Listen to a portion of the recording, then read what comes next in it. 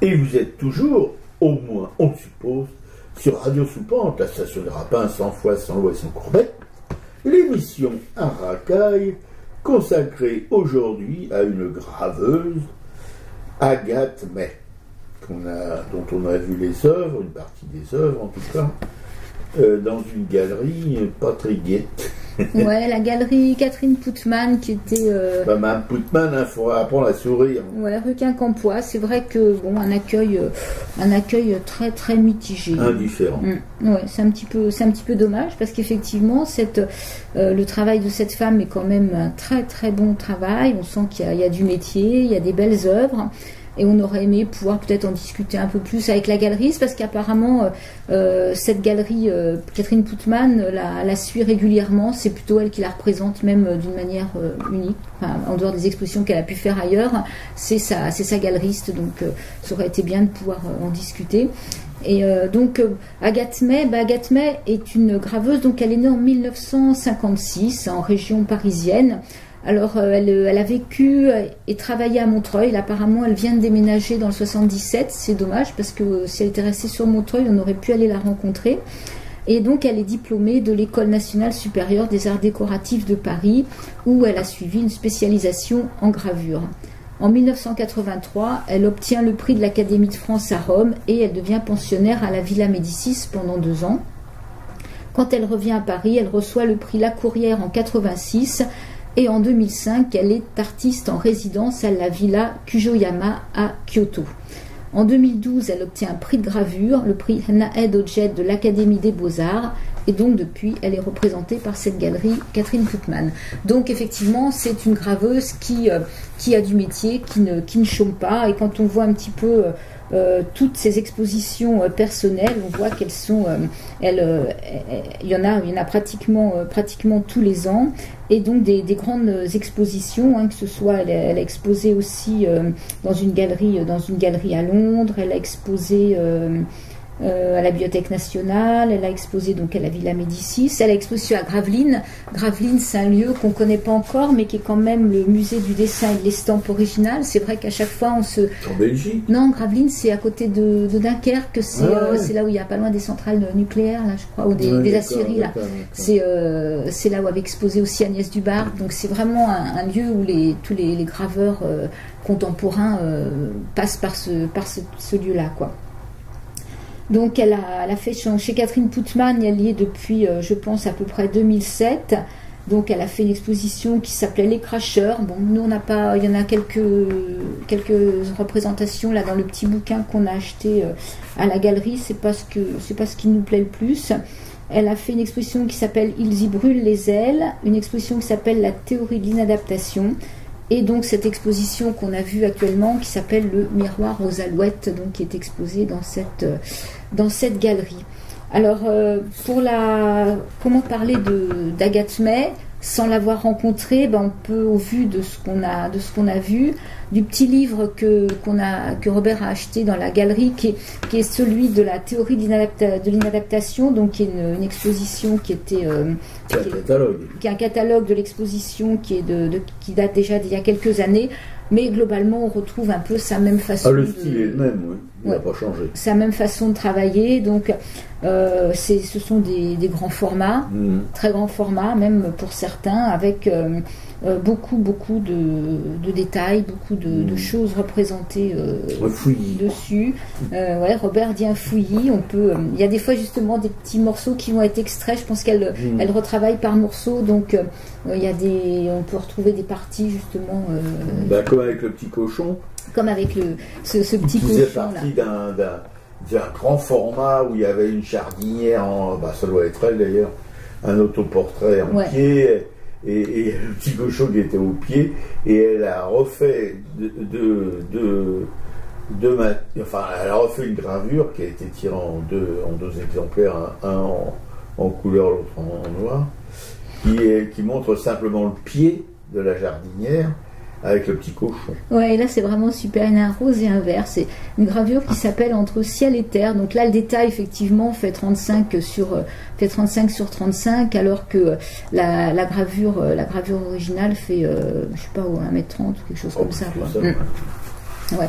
Alors sinon, pour parler d'Agathe May, je me suis un peu inspirée de ce livre là, sur la théorie de la natation, où dans la première partie, il y a un entretien qui a été mené par mail avec entre elle et Rainer Michael Masson, donc, qui aime son travail et qui lui a posé quelques questions, qui lui a déjà demandé comment elle travaillait. Donc voilà ce qu'il lui pose comme question. Avant de graver, vous dessinez. Quelle est la différence d'imaginaire quand vous procédez, crayon en main, devant le réel qu'il s'agit de capter, et quand vous avancez, gouge en main, devant le dessin qu'il convient de restituer, voire de modifier?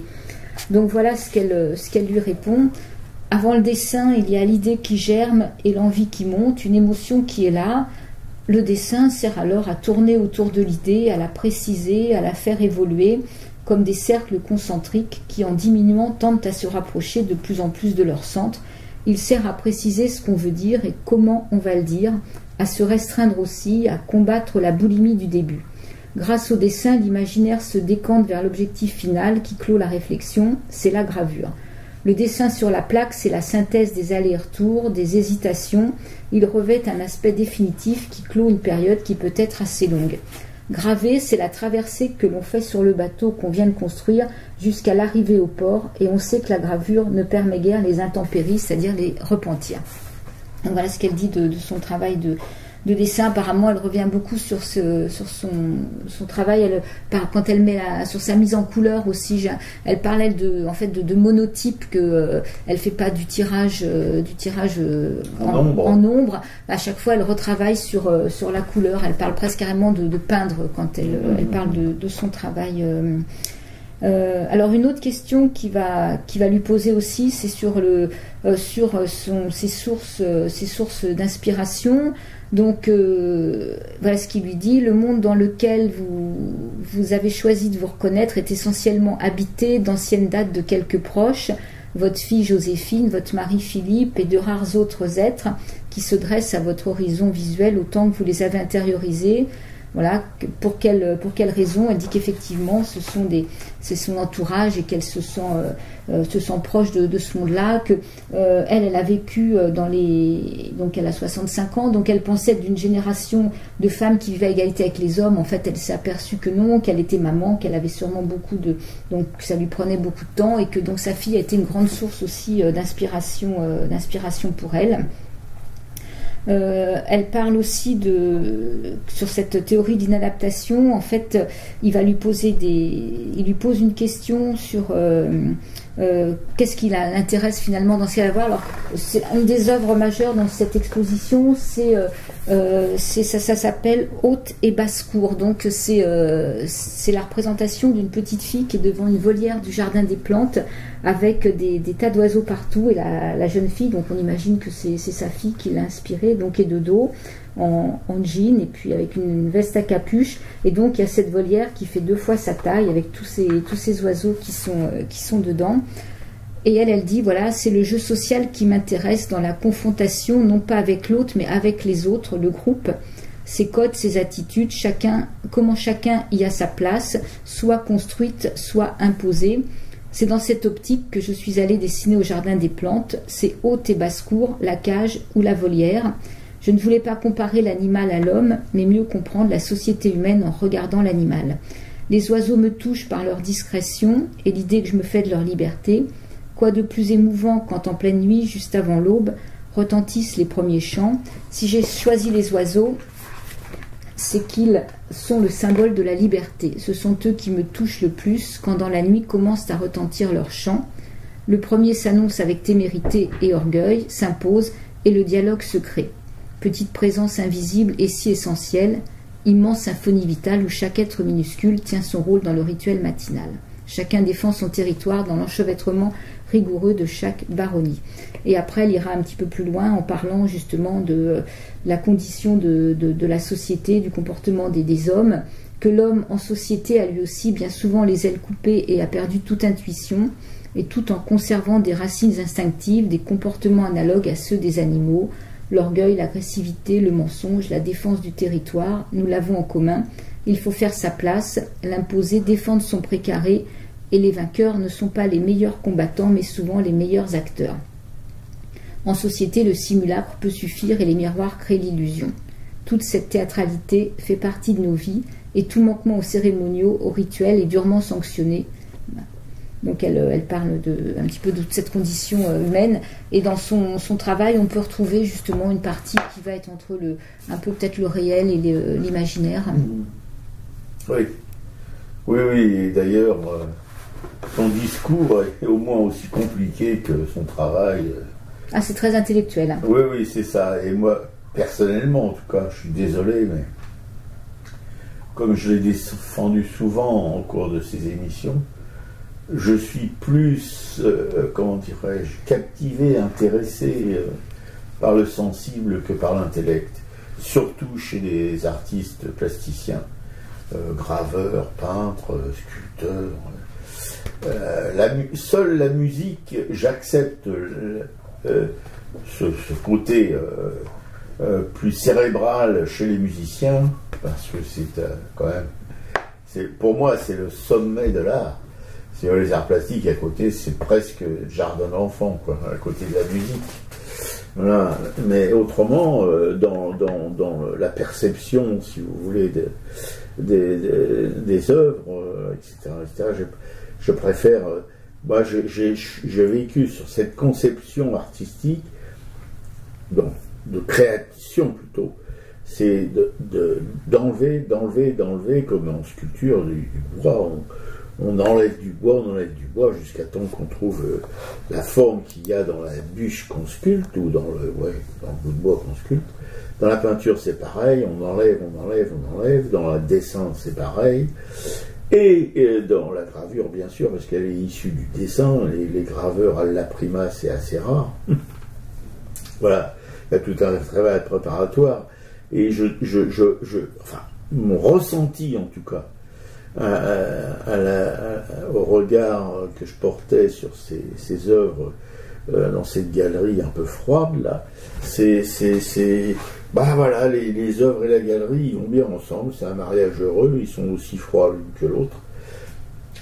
Pour moi, hein, mais ça n'enlève rien à la qualité du travail. C'est un travail exceptionnel au point de vue technique. Il y a une somme d'heures, je pense, de taille considérable parce qu'il y a pas toutes les gravures, mais la plupart ça fourmille de détails, etc. C'est un enchevêtrement, une broussaille de gravures, quoi. C'est quelque chose d'invraisemblable. Mais pour moi, un seul trait. Je connais des graveurs qui sont dans le minimalisme et parfois un seul trait d'eux. J'ai quelques gravures comme ça. Ça peut m'émouvoir beaucoup plus que ces grands machins fouillés. Ouais, elle a toute une. Effectivement, non, mais je suis quand même un petit peu d'accord. C'est que il y a une émotion qui manque et c'est dommage parce qu'on sait qu'en général la taille d'épargne, enfin la xylogravure justement nous apporte cette émotion par la puissance du trait, et là il est comme un petit peu estompé. Alors je pense que c'est presque du burin. Ouais, je pense que c'est volontaire. Ça doit être sa façon de leur travailler parce qu'elle a une grande pratique, donc elle sait très bien pourquoi elle arrive à cet effet-là. Et elle fait des séries, effectivement. Elle peut faire je vois sur un dossier de presse d'une ancienne expo, il y a une série sur les allongés, donc c'est des hommes ou des femmes allongés dans l'herbe. Il y a quelque chose de séduisant et en même temps, oui, il manque ce petit quelque chose où on se sent complètement transporté. Voilà, il y a juste là une reproduction qui est justement c'est la petite fille au mouton. Donc là, c'est plus en couleur et le trait a l'air plus fort, plus puissant. Donc pourquoi est-ce qu'elle reste pas dedans? Je pense que c'est qu'elle se sent plus à l'aise dans quelque chose c'est son tempérament de toute façon. Et le travail, c'est le reflet du tempérament du créateur. Hein. C'est pour elle peut pas aller contre son tempérament, mais bon, c'est pas un tempérament qui me convient, qui convient à ma sensibilité en tout cas.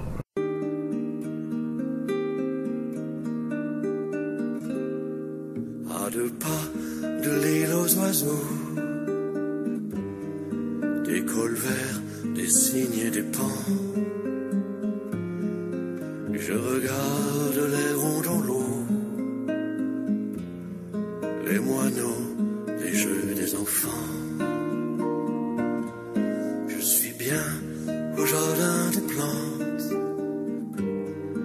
sur un banc, assis au soleil. Quelque chose, une odeur de menthe, me revient d'un lointain sommeil. Je revois le marché aux puces, bouillonne le cirque d'hiver, un mendiant devant l'autobus, le halo d'un vieux réverbère. Tant de choses qui me rappellent des rues grises et des manteaux noirs, la craie bleue traçant des marelles, les gravures d'un livre d'histoire. Quatre planches, un rideau qui s'ouvre, Scaramouche et des musiciens, un dimanche au musée du Louvre, des corbeaux, des dieux égyptiens. J'ai pleuré pour quelques amandes, un ballon à la tombola.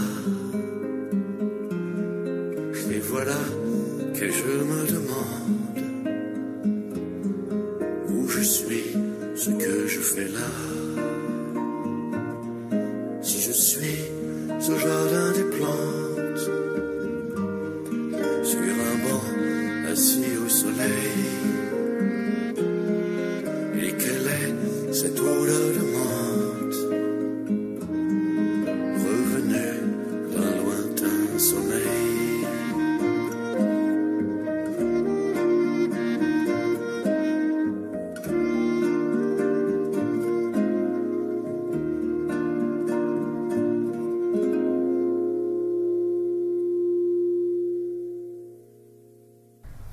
Le Jardin des plantes, Gilbert Lafaille. J'ai écouté plusieurs chansons de Gilbert Lafaille et je pensais qu'il y en avait même plusieurs qui allaient bien justement sur son travail. Alors on peut parler un peu plus de l'exposition qui est présentée là, parce que là j'ai surtout fait référence à des expositions passées.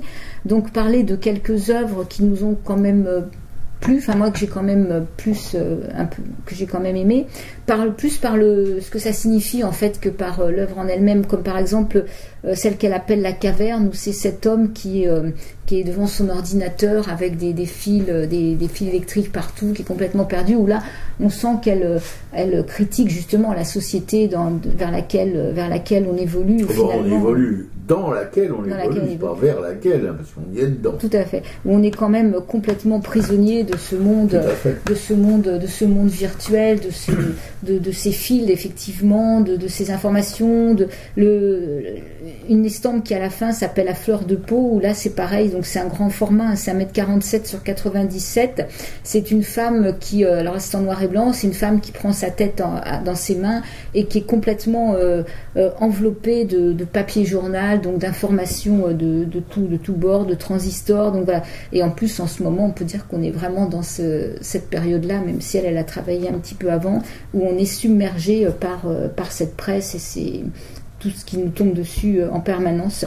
Alors il y a des œuvres qui sont un peu plus douces, comme Un si petit jardin, où là c'est un profil, alors je pense que c'est peut-être sa fille, qui est de profil, qui se promène justement dehors, donc on imagine plutôt une tombée de nuit, parce qu'il y a de la couleur, hein, elle a un poncho, une cape de pluie avec une capuche, elle est de profil, elle avance, et donc sa cape est dans les brins rosés, et elle avance donc dans une nuit bleutée avec des nuages et une petite araignée qui se dessine au fond.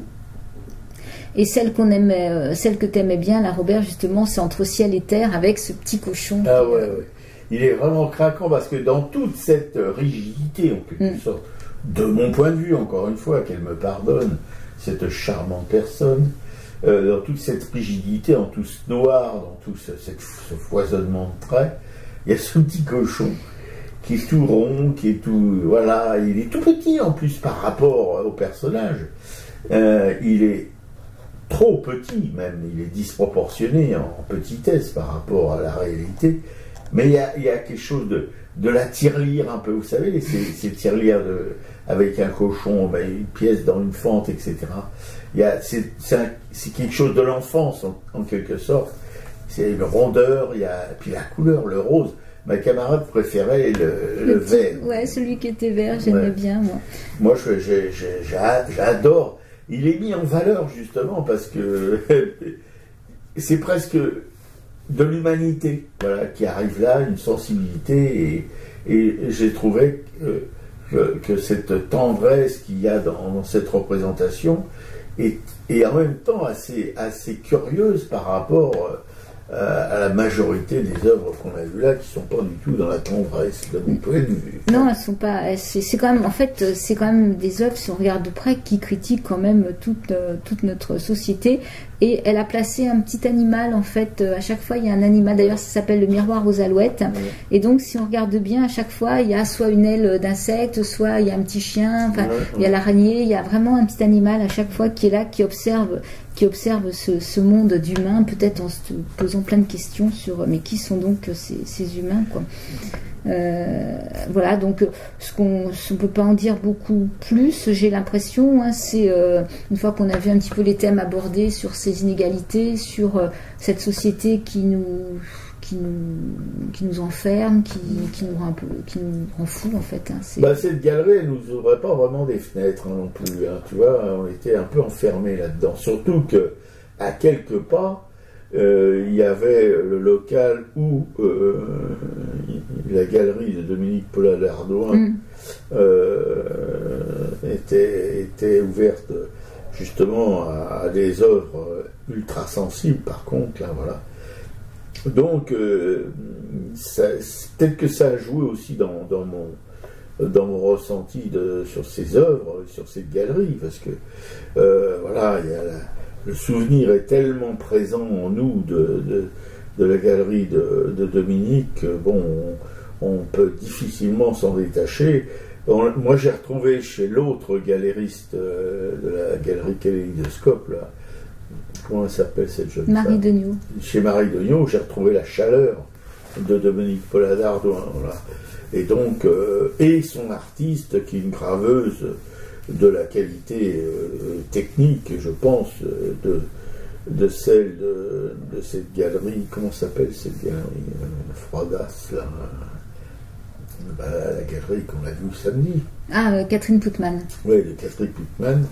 Voilà, il y a une galerie, la galériste n'est pas vraiment causante, et les œuvres qu'elle présente non plus. Et chez comment dirais-je, Kaléidoscope, avec cette cette galériste, quoi, elle présente des œuvres qui sont chaudes, qui sont vivantes, qui sont sensibles, etc. Et l'artiste aussi, une jeune artiste tchèque, qui est vibrante, enfin voilà. C'est quand même, il y a quand même des relations des fois qui sont tellement évidentes qu'on ne peut pas les cacher sous le boss. Ouais, peut-être si on avait rencontré cet artiste, on aurait eu un ressenti différent. Je pense que le contact humain aurait été soit meilleur, soit moins bon, mais en tout cas, voilà, il se serait passé quelque chose qu'on a attendu là un petit peu, en fait. Voilà. Alors, est-ce que les galeristes, comme c'est les seuls ouverts, maintenant, ont un petit peu marre que les gens les découvrent d'un coup et, Oui, alors oui, évidemment, moi j'y ai pensé à ça, évidemment. C'est probable, parce que ces gens-là, ils sont d'un autre monde, hein, voilà. Bon, en même temps, regarde, toi tu as acheté le catalogue d'une ancienne exposition, il y a un monsieur qui l'a acheté aussi, donc voilà, on n'a pas à négliger les gens qui d'un coup découvrent un lieu et peuvent en devenir aussi des fidèles, hein, si l'accueil est chaleureux, justement, on peut toujours déboucher sur des ventes éventuelles, des contacts. Là, on n'aura pas envie d'y retourner, hein, je crois pas. Hein.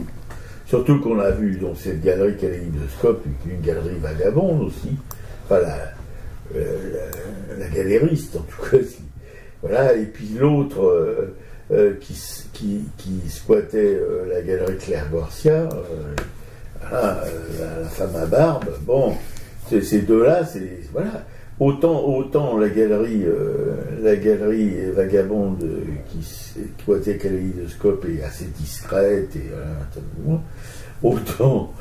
autant celle qui était chez Garcia, elle était très expansive, voyez-vous, mais on préfère l'expansivité, la chaleur humaine à la froideur. Ouais. Ce qui n'est pas le cas, je radote, hein, ce qui n'est pas le cas de la galériste de Kaléidoscope. Voilà.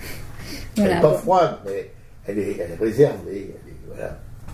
Ouais, donc voilà, on a fait un petit peu le tour. On peut donc, ouais, j'ai pas précisé sur son travail que ces xylographies qui sont donc imprimées par elle, hein, si j'avais dit un petit peu, sont ancrées comme des peintures, donc elles sont assemblées, collées, rehaussées, ce qui fait qu'en fait on a des exemplaires uniques de son travail. Quoi. Voilà, si ça je l'avais précisé quand même. Ce que disait ma camarade, c'est qu'on aurait bien voulu voir les matrices. Ah oui, j'aurais adoré voir les matrices justement, parce que on aurait pu, j'aime bien voir les bois gravés. Qu'on a vu pour Teresa Lockman, on a vu justement une matrice, ouais. Et les matrices qu'elle a montées après comme des sculptures. Elle les a mis sur des socles, etc. Je trouve ça génial. Ça peut être pris comme des sculptures.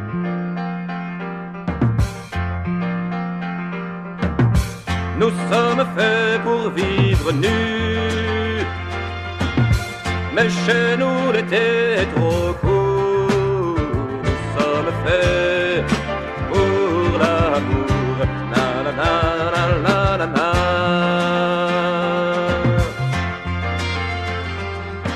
Il y a trop de choses oubliées, mon ami, le velours de la rose, le parfum de la pluie et la couleur de l'air au temps des feux de bois.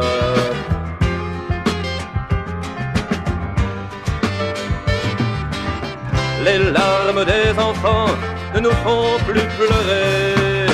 Dans nos maisons de verre, de béton et d'acier, nous vivons à l'étroit.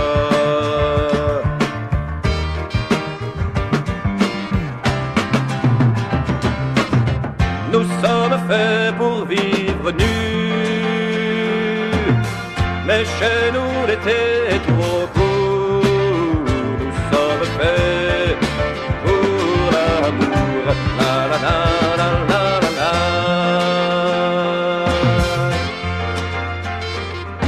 Notre cœur n'est plus que ce village endormi qui rêve de voyage et qui vieillit ici, à vivre au jour le jour, on se ferme sur soi.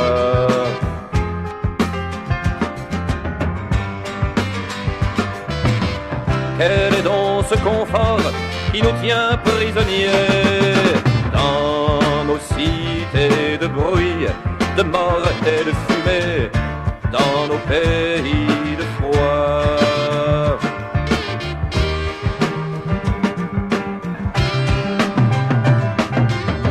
Nous sommes faits pour vivre nus, mais chez nous l'été est trop court. Nous sommes faits pour l'amour, na na na na na na. Nous sommes faits pour vivre nus.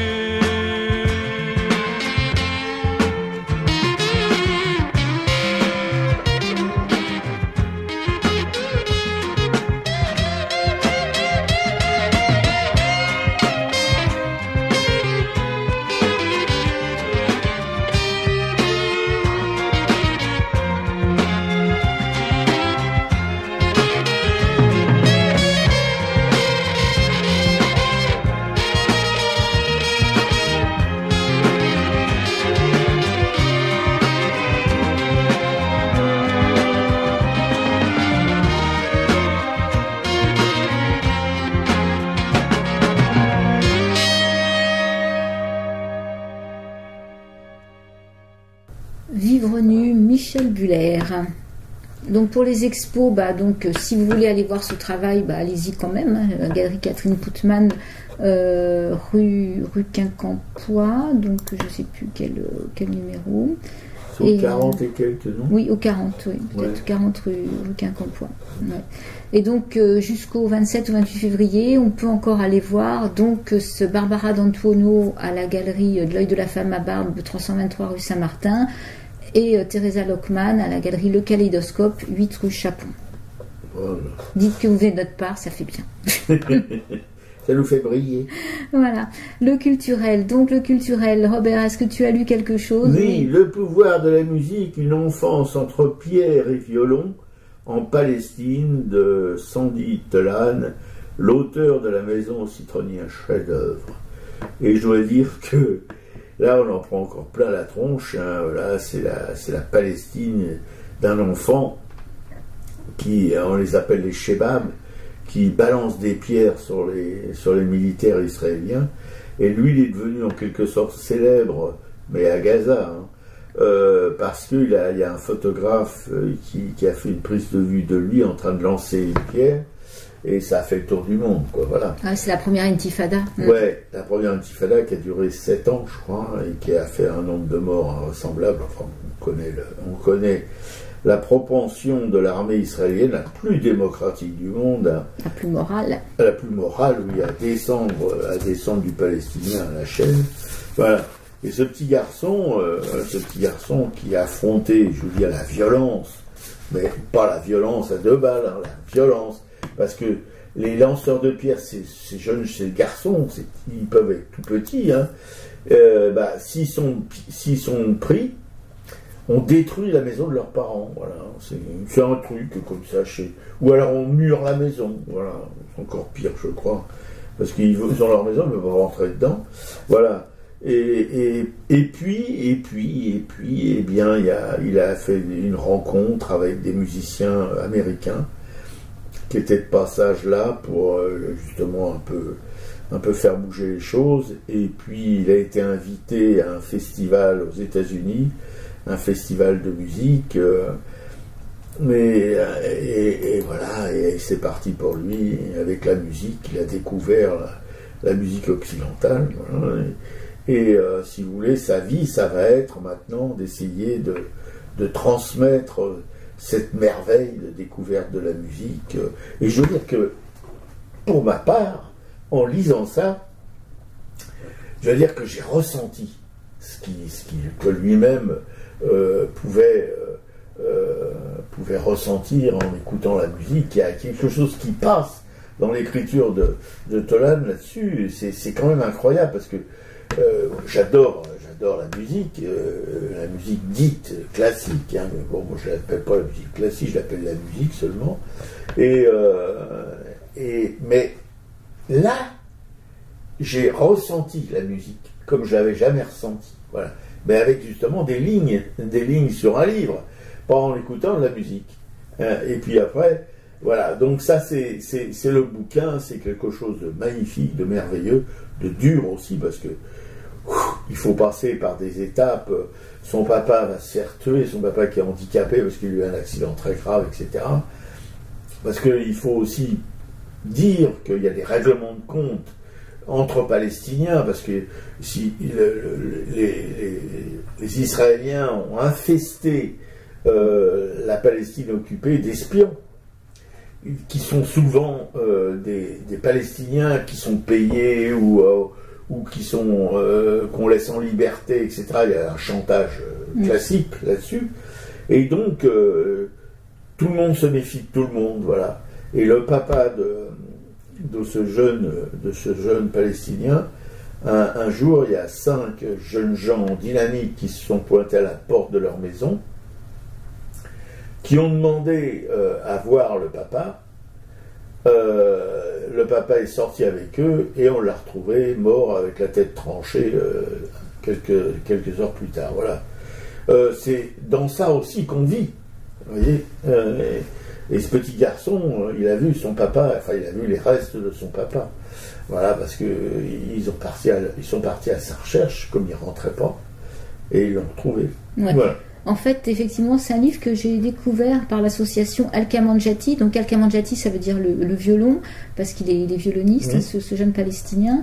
Et c'est une association donc qui l'a montée. Et lui a pu étudier la musique en France, à Angers. Et en fait, il est retourné en Palestine, monter des tas de lieux pour les jeunes, pour qu'ils puissent, des conservatoires, pour que les jeunes puissent apprendre à faire de la musique. D'ailleurs, il proposait, si on avait des partitions, des instruments de musique, on peut tout à fait, bien sûr, leur envoyer. Donc lui, effectivement, la musique l'a sauvé. Et à Paris, il y avait eu un concert justement d'un groupe Al-Kamanjati, et là il proposait ce livre en souscription, parce que là il existait il existait en anglais, mais il n'avait pas encore été traduit en français. Donc quand j'ai vu que c'était Sandy Tolan qui était le rapporteur de cette histoire, effectivement La Maison au Citronnier est un livre qui m'a tellement Bouleversé, oui, parce que c'est vraiment ces deux personnages, cet arabe qui perd sa maison depuis 48 et cette jeune femme hongroise qui arrive en Israël. C'est tellement un livre magnifique qu'il faudrait que toute personne qui s'intéresse à ce qui se passe en Israël aujourd'hui lise, parce que on comprend tout, et c'est tellement bien écrit que je me suis dit, bah voilà, il faut que ce bouquin, il faut qu'on se procure ce livre, Le pouvoir de la musique. Bah là, c'est un peu un contrepoint, si tu veux. C'est pas une hongroise, une juive hongroise qui vient occuper une maison d'un Palestinien. Ce sont des musiciens justement américains. Il y a aussi Barenbaum, etc. Et puis il y a ce conservateur d'Angers aussi, évidemment, voilà, qui fabrique cette histoire, mais on est dans les mêmes, si tu veux, dans les mêmes lieux, etc., confrontés au même dilemme invraisemblable, à la même confrontation terrible entre un occupant colonial et un peuple colonisé. Voilà, c'était... bon, bref. Ouais. Et puis, alors, dans la même... Moi, j'étais dans la musique. Non, moi, j'ai lu encore. Ah, t'as lu avant? Oui, pardon. moi, j'ai lu quand même. J'ai lu Balzac et la petite tailleuse chinoise. Donc, c'est un livre ancien, c'est un livre qui date des années 2000, que j'avais dans ma bibliothèque. Et je me suis dit, bah tiens, c'est un livre de Dai Sijie. Et en fait, ce qui m'a donné envie de le lire, c'est que récemment, tu avais acheté Les Caves du Potala. Bon, c'est un livre terrible sur justement l'occupation du Tibet, l'occupation du Tibet, avec toutes les tortures et les humiliations subies par ces peintres de Tanka. Mais là, je pense que j'ai pensé que c'était un livre qui était plus accessible, disons, qui était moins dans l'horreur. Et donc voilà, c'est effectivement, ça se passe donc pendant la révolution culturelle chinoise, dans les années 68, 70, 71, là, où ce sont deux adolescents dont les parents sont médecins, donc un milieu intellectuels, qui sont envoyés en rééducation dans des petits villages dans la montagne pour faire des travaux de portage, voilà, des travaux des champs, et qui vont rencontrer un troisième adolescent qui lui aussi qui est fils d'une poétesse et qui cache qu'il y a une mystérieuse valise, et donc si ça s'appelle Balzac et la petite tailleuse chinoise, c'est qu'on sent qu'il va y avoir deux intervenants supplémentaires, donc des livres de Balzac et une petite tailleuse chinoise. Et ça va être justement comment cette lecture, cette découverte des livres de Balzac va émerveiller ces deux garçons qui n'ont plus rien à lire si ce n'est les écrits de Mao Tse-tung. Et donc c'est magnifique comment ils vont raconter, comment ils vont faire découvrir à cette petite tailleuse chinoise qui est dans un village à côté ce que Balzac peut écrire. Je ne vais pas raconter la suite du livre. Après, ça a été mis en scène donc par Dai Sijie lui-même. Donc ça existe en film depuis 2002. Mais je trouve que la lecture est très très agréable. Ben, j'espère que tu me l'as prêté. Oui, je vais te le prêter. Bon. Et ma pomme, je ne vais pas vous faire une révélation. J'ai regardé, je ne l'avais pas vu depuis qu'il était sorti, je pense, Le pianiste de Roman Polanski, et je dois dire que j'ai... c'est pas recommandé aux âmes sensibles, mais c'est éblouissant. Polanski, c'est vraiment un grand cinéaste. Je crois que pour moi, c'est son meilleur film. J'ai vu pratiquement tous les films de Polanski, mais je pense que Le pianiste, c'est l'apothéose, quoi. Voilà, si vous connaissez l'histoire, je sais pas, vous pouvez éteindre le poste. Si vous la connaissez pas, c'est l'histoire d'un pianiste polonais, juif, un grand pianiste, et évidemment qui subit les affres de la persécution nazie en Pologne, le ghetto, tout ça. Enfin, il perd ses parents, sa famille qui est embarquée pour un camp de la mort. Lui, il est sauvé par un juif. Vous savez, il y avait un service d'ordre juif. Il était un service d'ordre au service des nazis, et qui lui permet de s'échapper, et ses pérégrinations dans la Pologne occupée, puis bombardée, puis libérée. Voilà, et il y a un morceau vers la fin où il joue du piano qui est éblouissant d'émotions, etc. Je recommande, même à ceux qui l'ont déjà vu il y a longtemps, comme moi, qui y rejettent un petit coup d'œil, parce que ça vaut vraiment le coup. C'est vrai que c'est terrible du point de vue des images de l'histoire, mais même si on la connaît déjà, comme moi je la connais bien, on est toujours aussi choqué, aussi voilà, tatané par ces images que on s'en remet jamais vraiment complètement. Mais il y a la beauté de ce personnage, voilà, la beauté de la musique surtout. Voilà. Et voilà, alors vous écoutez donc Radio La Soupape, la station des rappels sans fouet, sans louer, sans courbette, et qui émet depuis un garni et diffuse sur internet aracaille.fr. Et salut à nos amanches, Claude et André de la Nation, Karine de Montigny, une artiste, Marie-Christine Péguet, une graveuse qui va bientôt habiter dans la Cévennes. On lui souhaite un bon séjour dans la Cévennes. Claude et William, nos potes de Brest. Alors, Brest l'hiver, bon, il faut être courageux quand même pour vivre dans ce truc l'hiver. Jean-Paul Souvraz, notre peintre de Coup de Kerbranche, un grand peintre de Schnoor. Claudine, une pote à ma pote. Jean Peduzzi, qui nous en envoie de bien bonne, merci Jeannot. Corinne, notre tapissière préférée. Joël, l'Arlésienne, qui est au Caire en ce moment, qui apparemment s'y sent bien. C'est quand même un cas. Anne-Emmanuel et Frédéric, deux artistes qu'on aime bien. Juliette Planck, une graveuse de chez Graveuse. Relégation Rochefort-sur-Mer. Clément, un graveur aussi qui taille tout ce qui bouge, du bois, tout ce qui peut se tailler, quoi, voilà. Vincent Van Gogh de la gravure. Agnès Dubar, une graveuse aussi qui fait dans des immenses formats, qui faisait. En ce moment, je pense qu'elle est en période de transition. Thierry Morciot, un graveur belge, coucou Thierry, on t'aime. Colette, Jacqueline et Nicole, trois femmes d'artistes, trois veuves d'artistes. Et oui, ça existe, hein, les femmes d'artistes veuves, et qui défendent l'œuvre de leurs bons hommes, quoi, voilà, c'est un sacerdoce. Hein. Larousse flamboyante, qui flamboie plus parce qu'elle est blanche maintenant. Oh là là, c'est terrible. José Arthur, le mélange, je vous dis pas, tous les deux, ils sont dans une radio dont on ne vous parlera pas, mais ils font des émissions fabuleuses. Anne-Isabelle Roubaille, une peintre de Bourg-Marlotte, dont on a connu l'œuvre chez Florence Quenu, la librairie magnifique de Bourg-Marlotte. Colette et Alain, deux mécènes de chez Mécène, Château-Cocteau.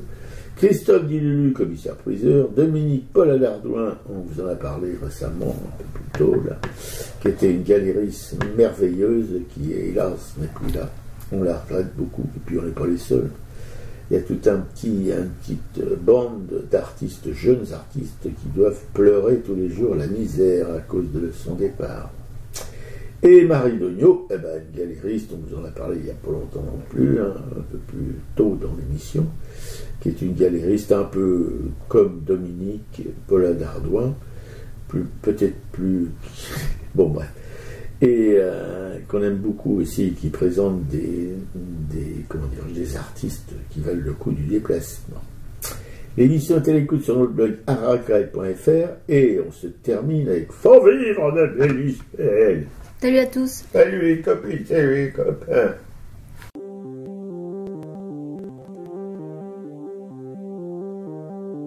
Malgré l'écran suet du néant, c'est pour mieux nous manger enfants et les silences et les boucans, faut vivre. Et bien qu'aveugle sur fond de nuit, entre les gouffres infinis, des milliards d'étoiles qui rient, faut vivre. Malgré qu'on soit pas toujours beau, et que l'on ait plus ses 16 ans, et sur l'espoir, un chèque en blanc, faut vivre. Malgré le cœur qui perd le nord, au vent d'amour qui souffle encore et qui parfois encore nous grise, faut vivre. Malgré qu'on n'ait pas de génie, n'est pas Rimbaud qui veut Pardi et qu'on se cherche un alibi. Malgré et tous nos morts sans coquette qui errent dans les rues de nos têtes. Faut vivre, malgré qu'on soit brave et salaud, qu'on ait des complexes à gogo et qu'on les aime, c'est ça le pire. Faut vivre, malgré l'idéal jeune temps qui s'est usé au nerf du temps et par d'autres prix en chantant. Faut vivre, malgré qu'en se tournant vers le passé, on est effrayé de s'avouer qu'on a tout de même un peu changé. Faut vivre, malgré que l'on soit de passage, qu'on vive en fou, qu'on vive en sage, tout finira dans un naufrage. Faut vivre, malgré qu'au ciel de nos poitrines, en nos sentinelles endormies, dans un bruit d'usine gémit, le cœur aveugle qui funambule sur le fil du présent qui fuit. Faut vivre, malgré qu'en nous un enfant mort si peu parfois remue encore comme un vieux rêve qui agonise. Faut vivre, malgré qu'on soit dans l'engrenage des notaires et des héritages où le cœur s'écœure et s'enlise. Faut vivre, malgré qu'on fasse de l'humour noir sur l'amour qui nous en fera boire jusqu'à ce qu'ils nous disent au revoir. Faut vivre, malgré qu'à tous les horizons, comme un point d'interrogation, la mort nous regarde d'un œil ivre. Faut vivre, malgré tous nos serments d'amour, tous nos mensonges jour après jour, et bien que l'on n'ait qu'une vie, une seule pour l'éternité, malgré qu'on la sache rater. Faut vivre,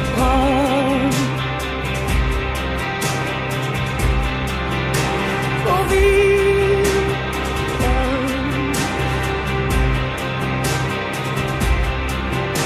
faut vivre, faut vivre.